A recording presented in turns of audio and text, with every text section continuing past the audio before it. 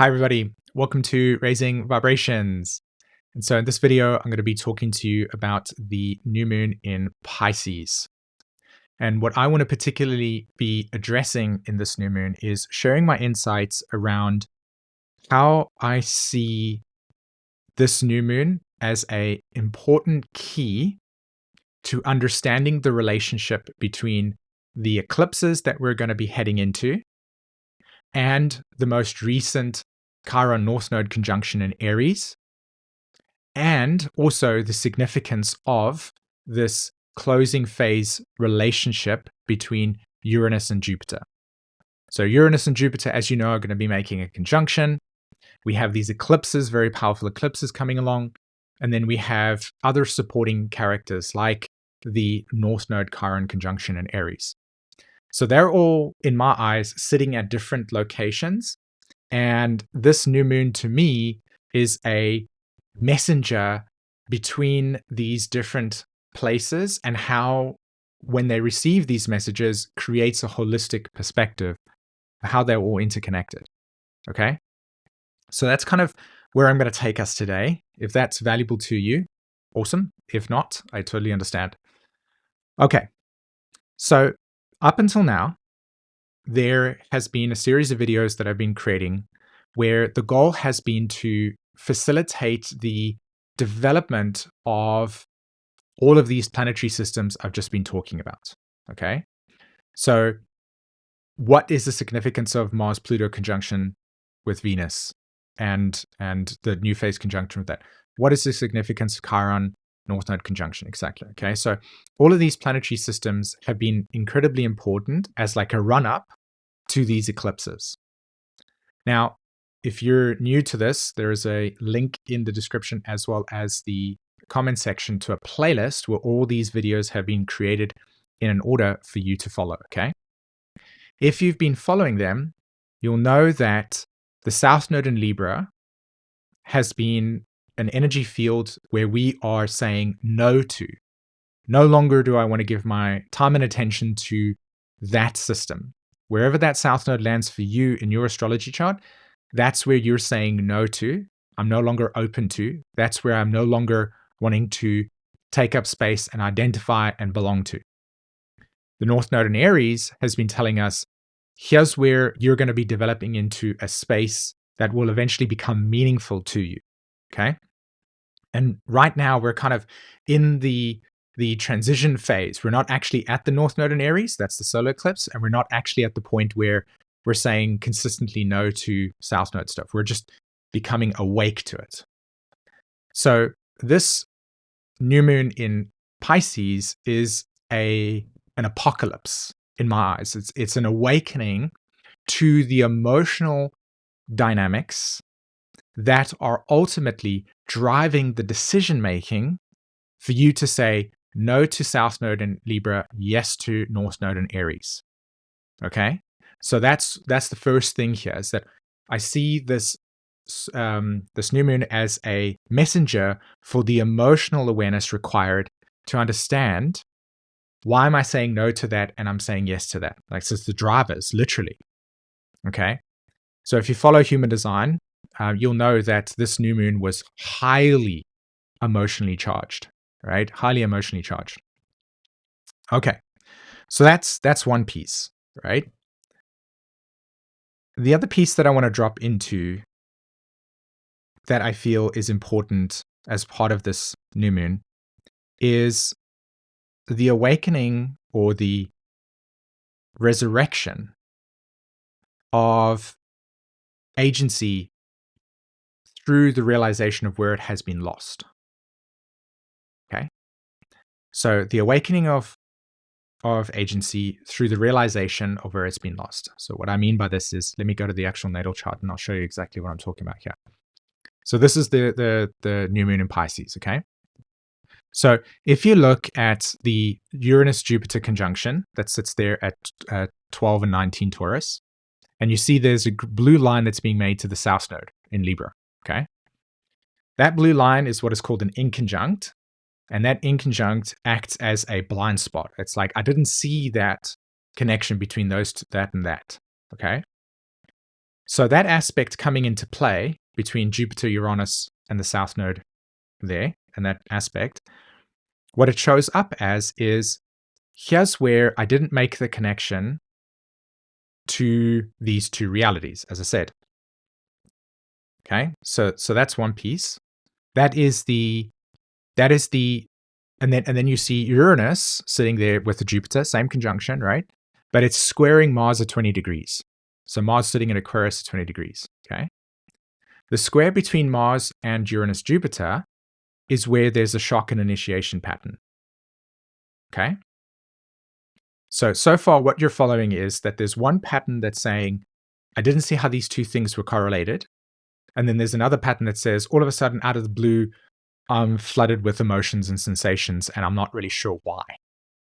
Or, wow, I'm feeling overwhelmed with a lot of complicated feelings and emotions that feel present for me right now, but also feel very distant. Okay. So what I want you to understand about Mars-Uranus square is that at the core of it, it is a breaking apart energy. Mars-Uranus square is, I want to grow beyond this current moment right now. I want to go somewhere else. Okay. That's then fueling the North Node in Aries to say, I'm tired of this place and I want to be there. Okay. Then you have the South Node that sits there in Libra, and it makes that quincunx, right? That in conjunct to Uranus, Jupiter. And that aspect is saying, I didn't initially make the correlation to my ability to have agency to move beyond the space with the emotional dynamics that are buried in my emotional field and my subconscious, and how those emotional dynamics and fears and traumas, dilemmas hold me back. Okay. So Uranus, I'm going to pause here for a second, right? So that's quite a lot of information right now. I'm going to try my best to try and bring this to you in a way that feels coherent. Uranus as an archetype, right? As you'll know, if you're following my work, you'll know that Uranus as an archetype is a memory field. It's where our hippocampus and hypothalamus and the way that our brain remembers and captures our experiences, Uranus correlates directly to that in the physical biology.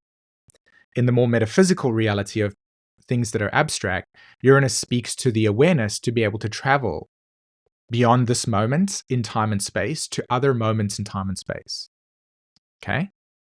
So you can see where I'm going with this in the sense that Mars squares Uranus, and Mars brings up emotional charges from places that were not in this moment, that were belonged to other events where that loss of agency took place, where that incapacitation took place, where that original fear may have been installed, where that personality structure that you've been using to validate your life no longer, at that point was the one that you adopted because that's what you thought it was. This is what you imagined your life would to be, or somebody told you this is who you should be, or this is what the world is about. And so we align with identities or ways of looking at the world. And now this energy is coming up and it's saying, is this still true for you? Are you free here? Does this feel aligned? Is this your authentic expression? Is this the essence of who you are? And that is the resurrection. It is the energy that is creating a shock wave that then brings up all of these emotions to the surface, and you're kind of sort of processing deeply in a way of your life that goes backwards to all of the experiences and memories that have shaped you up until now. And in this moment here right now, the astrology says, do you want to go forward with that still? Do you still want to align with this? Do you align with this truth? And for most people, you're actually going, no, this is actually not what's real for me. This is not what's authentic for me. This is not what is the essence for me. And so that's what I mean when I say that this new moon is a bridge, a translator, a transcriber of all of these different planetary systems that are island, right? They're isolated and they're islanded from each other. And yet they have something important to say and actually have incredible meaning when you bring them together and have their voice become universal. And so that universal voice is the awakening to one's own emotional dilemmas and complexes and feelings that don't feel true, and processing through them right now, lots of processing. And then simultaneously, the resurrection of that. Actually, you know what? I actually have a choice in this matter now. As a conscious adult, I can distinguish the difference between that which no longer feels true and free for me and that which does. Does that make sense? So, if you were to synthesize this together, okay, what it looks like is a shifting and a dissolving and eventually a breaking apart of something that no longer feels true for you.